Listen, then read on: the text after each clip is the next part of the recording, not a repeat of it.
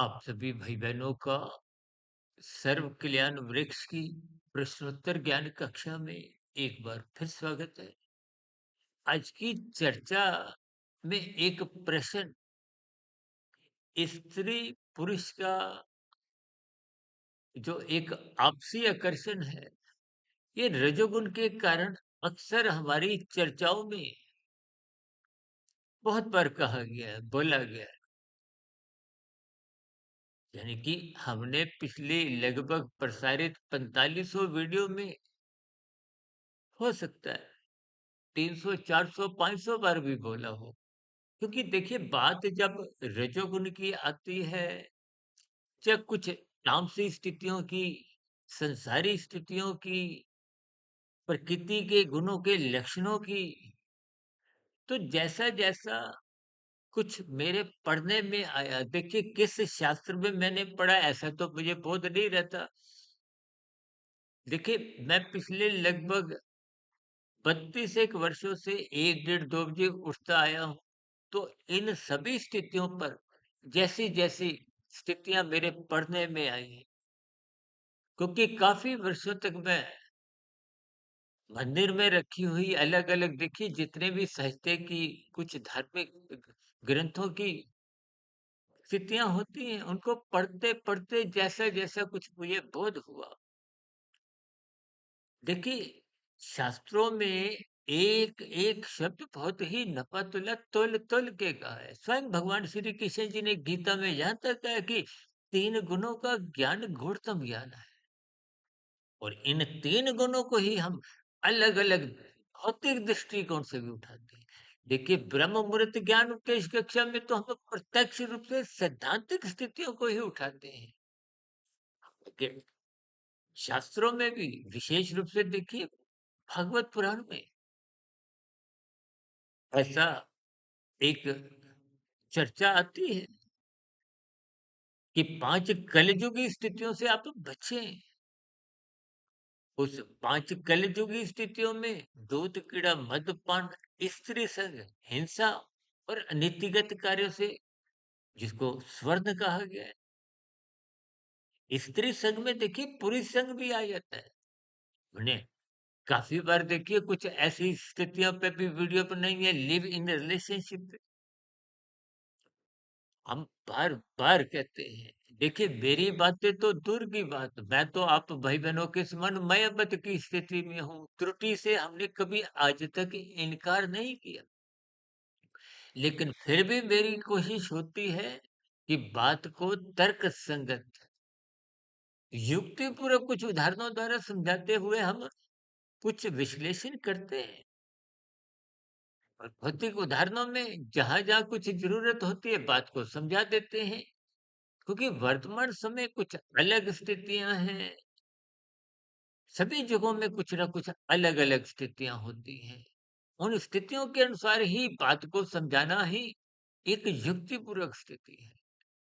आज live in relationship जैसी स्थितियां आप सुनने में, पढ़ने में भले ही सरकार के कानून में अंतर्गत कहीं-कहीं कुछ छूट भी हो, लेकिन शास्त्र सर्वोपरि शास्त्र मना करते हैं। लिव इन संस्कार की हमने एक पुष्टि की थी। लिव इन रिलेशनशिप की हमने निंदा की थी। क्योंकि शास्त्र जहाँ-जहाँ जो-जो बताते हैं, शास्त्र तो यहाँ तक कहते हैं तमोगुण की निंदा करो। वो उसके भावार्थ ये तो मेरा आपका शरीर तामसी है, ये पृथ्वी जल अग्नि वायु आकाश का बना है। 5 भोग्य विषय गंध, रस, रूप, स्पर्श, शब्द ये भी सूक्ष्म तामसी भूत हैं, जिनके कारण आपका हमारे शरीर का निर्माण माता के गर्भ में होता है। इस बात से तो शास्त्र भी इनकार नहीं करते। ये प्रकृति का एक प्रवाह है।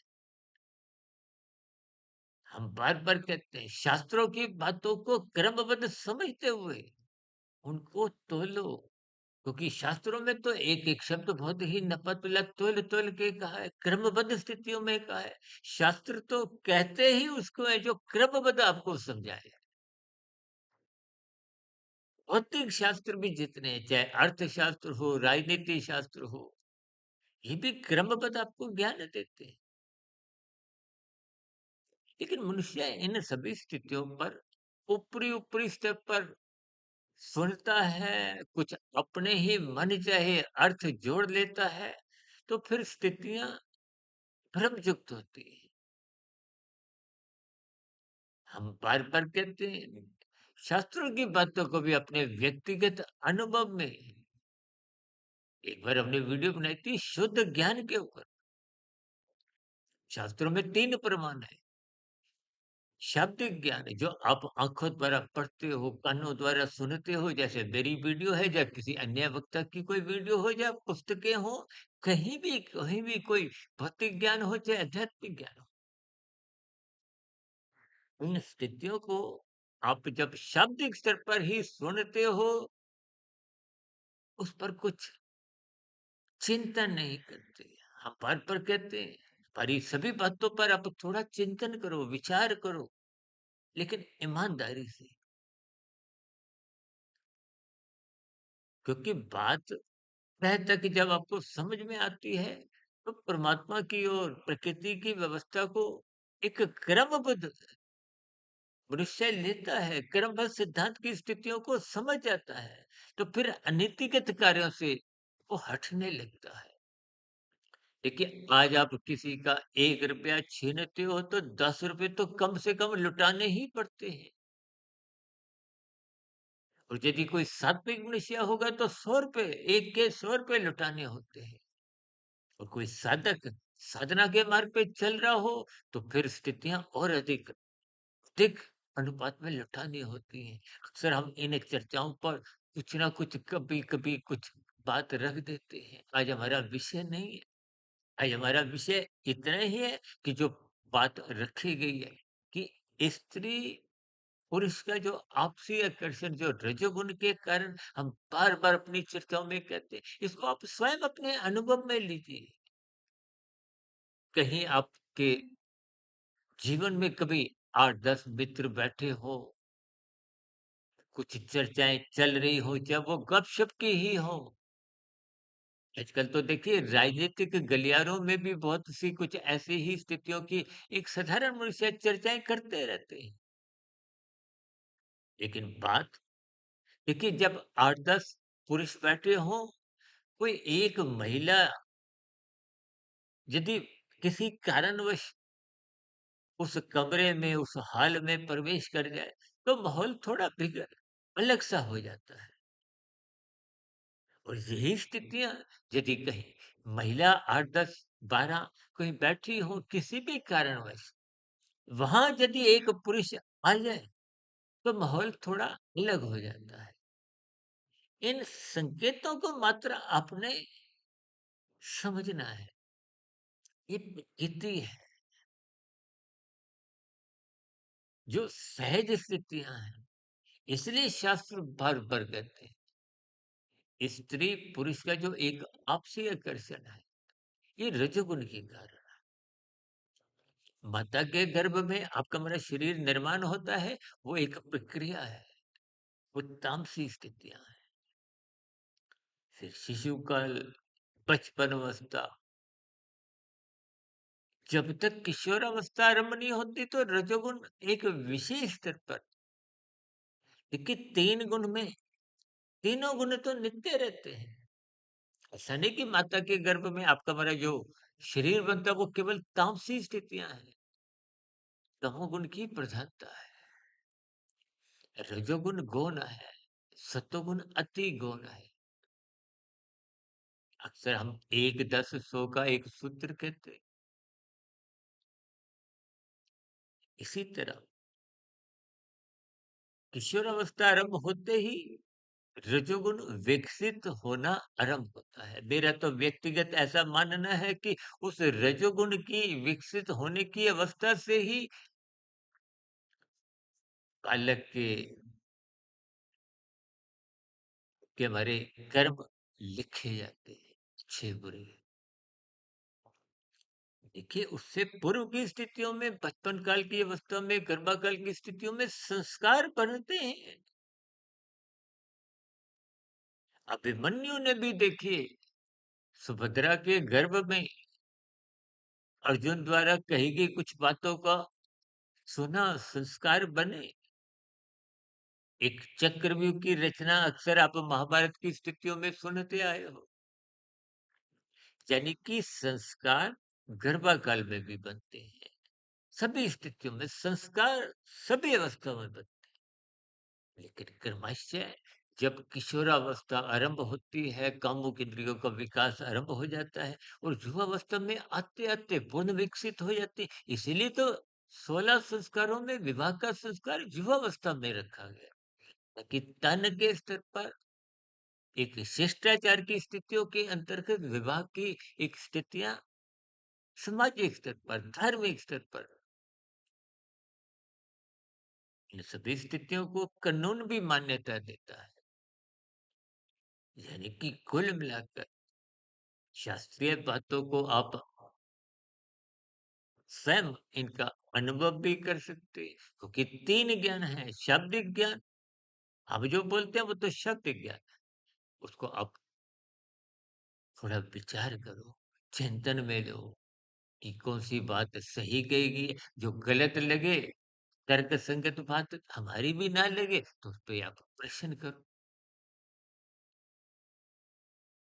ये सभी स्थितियाँ हम बार-बार कहते हैं, कहीं कोई बात बुरी लगे तो उसकी शिकायत भी करो। हम तो बार-बार कहते हैं।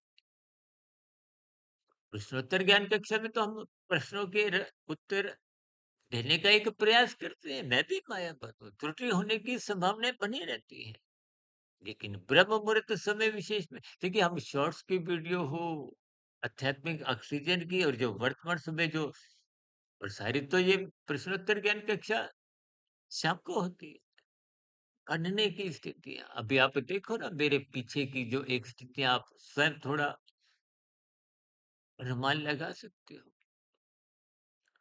कि हम 1 डेढ़ 2 बजे उठ जाते हैं। ऐसा नहीं कि ये चैनलों के कारण हमने उठना आरंभ किया। ये स्थितियाँ पिछले लगभग 32 वर्षों से, तकरीबन 5, 6, 7 वर्ष तो मेरे ऐसे बीते कि जब मैं मंदिर में भी नहा धो के तकरीबन सवा 3, साढ़े 3 पहुँच जाता। वहीं मुझे ये सभी सात्विक स्थितियों का बोध हुआ। फिर चिंतन दिन में करते देखिए, बात की तर्कपूर्वक आप जितनी स्थितियों की सूक्ष्मता में जाओगे, गहराइयों में जाओगे, तो परमात्मा वैसी-वैसी स्थितियों द्वारा आपको विशेष प्रकार के ग्रंथ उपलब्ध करवाने लगता है। मुझे आज भी याद है, तकरीबन आज से 22 वर्ष पहले की शायद बात रही होगी। किसी भाई बंधु ने हमें कहा कि आप साधक संजीवनी, जो ब्रह्मलीन महापुरुष स्वामी रामसूत्र दास जी की है, उनको पढ़ उनको पढ़ने पे भी हमें सूक्ष्म ज्ञान की स्थितियाँ समझ में आई। देखिए, जितना आप सूक्ष्म स्तर पर जाओगे, क्योंकि स्थूल रूप तो देखिए एक दिखने में आता है। जैसे आपका हमारा शरीर, ये 84 लाख प्रकार की योनियाँ, यूँ तो 84 लाख प्रकार की योनियों में भी ऐसी कितनी योनियाँ जो आपके हमारे प्रत्यक्ष रूप से दिखती नहीं है। जबकि परमात्मा की व्यवस्था में उस स्थूल शरीर के भीतर सूक्ष्म शरीर है, उसके भीतर कारण शरीर है, उसके भीतर आत्मा है, उसके भीतर परमात्मा है। देखिए, परमात्मा की स्थितियों को आप और हम चाहकर भी पूर्ण रूप से कभी समझ ही नहीं सकते, क्योंकि आत्मा भले ही ज्ञान स्वरूप है, लेकिन अणु है, अणु एक देशीय है, अल्पज्ञ है। अब ये भी शब्द हम बार-बार कहते रहते हैं। देखिए, शास्त्रों में सभी स्थितियों में एक-एक शब्द की बहुत गहरे अर्थ है, लेकिन आप और हम समय पे उनको उतना महत्व नहीं देते। एक बार हमने वीडियो बनाई थी, शास्त्रीय बातें अखरोट की भांति हैं, बादाम की भांति हैं, आप सीधा उठा के मुँह में नहीं खा सकते। संसारी बातें जल्दी समझ में आती हैं, काजू किशमिश की तरह है। खाया, खाया, संकेतों को आप समझिए। फिर भी आज की वीडियो संबंधित बात आपको पूरी तरह समझ नहीं आई हो या तर्क संगत नहीं लगी हो, आपके नए प्रश्न का स्वागत है। हम बार-बार कहते रहते हैं, शास्त्रीय बातों को शत प्रतिशत महत्व दो। आप हमारी बातों को भले ही जितना आपका मन माने महत्व दो, जो बात आपको तर्क संगत लगे,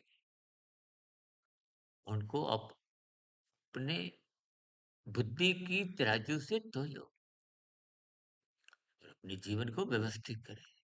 चर्चा विशेष को अब यहीं विश्राम देते हैं। कल सुबह ब्रह्म मुहूर्त ज्ञान उद्देश्य कक्षा में फिर एक नए विषय के साथ मुलाकात रखेंगे। तब तक आप अपने आध्यात्मिक मित्र सुधीर भाटिया फकीर को इजाजत दें। वीडियो संबंधित आपके प्रश्नों का, सुझावों का और शिकायतों का नीचे कमेंट बॉक्स पर या प्रश्नोत्तर ज्ञान कक्षा में सदा ही स्वागत है। चर्चा विशेष को सुनने के लिए आप सभी भाई बहनों का बहुत बहुत धन्यवाद। नमस्कार।